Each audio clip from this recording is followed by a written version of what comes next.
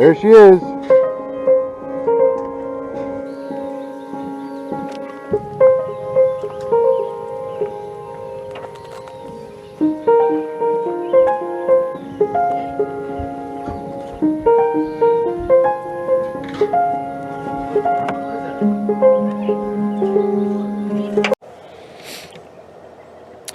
Well, good afternoon, everyone. Jason with Oregon Beekeeping again. It's January 19th. It's been a long time since I've been on video just because of weather and accidents happening. Case in point, I am toothless. I broke my tooth.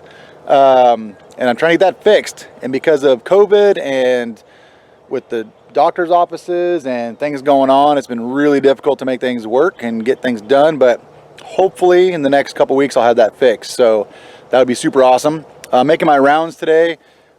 This is pretty standard Oregon winter. I mean, we're in January and it's going to be 53 I think today, and the tonight low is going to be maybe 42. That's pretty standard in this area where I'm at. Like I've said before in previous videos, the area that I'm in is really great for beekeeping. Really mild winters normally. They are calling for a little bit of snow at the end of this week. Low is like 42, or excuse me, low is 32, high is 44. It might rain and snow mix, they don't know yet, but and then it's supposed to go back up into almost the low 50s. So yeah, here we are. And you guys have seen these hives before. I'm just kind of going around today. It's been a few weeks checking just to make sure everyone's still alive. So far, well, I haven't checked these ones yet, but so far I've got 8 colonies in, and there's bees in all of them. Obviously you're going to have clusters that are different sizes, and that just kind of goes with the territory. Beekeeping management though, you want to make sure you're cleaning out the entrance. So take your entrance reducers, and I'll show you here. Like, you got your entrance reducer here, you know, reducers here. You want to make sure you clean those out. Any dead bees, also upper entrance, super important this time of year.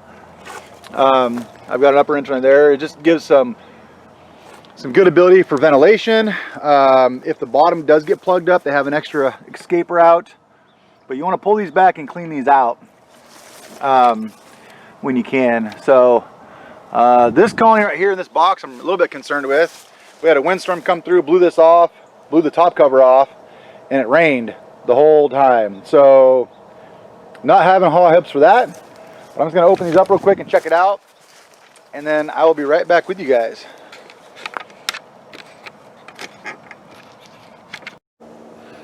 Well, I'm all done checking things out. So got good news and I got bad news. The bad news is I am down to 4 here now. This one, may you rest in peace.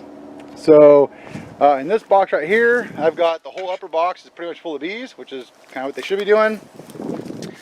This box right here was not very big colony. It was a small swarm toward the end of the year last fall. So the fact they're still in there and kicking is good. There's about 4 frames of bees in there, about 5 to 6 frames of bees in that one, and that one's about 6 or 7 frames of bees. So that's pretty good, really. Now this one right here, all the bees were dead, which is really sad. But if you know what that is, if you're a beekeeper, I guarantee you know what that is right there. That is a mouse home.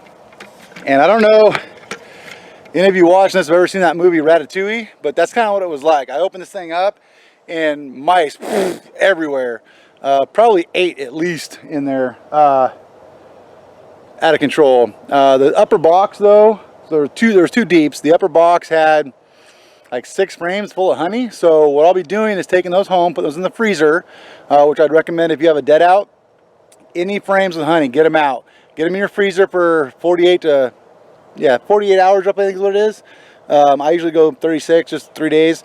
But the 48 minimum, I believe, to kill the wax moth eggs. And then get those wrapped up and stored, or leave in the freezer in the winter, or whatever you want to do. But that's great feed for your early bees. Splits you're making early on, like in March and April. Any kind of early swarms you might catch. It's great having that resource full of honey to stick in there. So, there's a mouse right there. Check this out. There he is. He's trying to go over to this other hive, I bet you. Let's see what he does.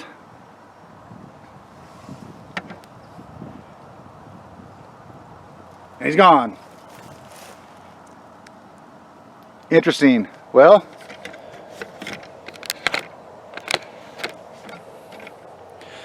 okay. Well, let's just hope. Oh wow, I just noticed something else. So this colony here has been chewed up on the edge right there by mice. If you can see that, that's all mouse chew. So I'll need to come back and check out that colony and make sure there's no mice in there, but that's why having good entrance reducers is huge. These ones are just the old wooden ones that I've had, which I'm converting over to the metal grate style, which I recommend. They're really nice. Sometimes you have to modify the bottom boards to make them work, but it works good. The mice can't get in. Clearly in this situation, I have an issue. So I'll be resolving that here in a few weeks. Other than that, thanks for watching. Hopefully your bees are overwintering well, getting ready for the springtime. And if you have any questions or things you want to know about getting ready for springtime, let me know. Thanks for watching.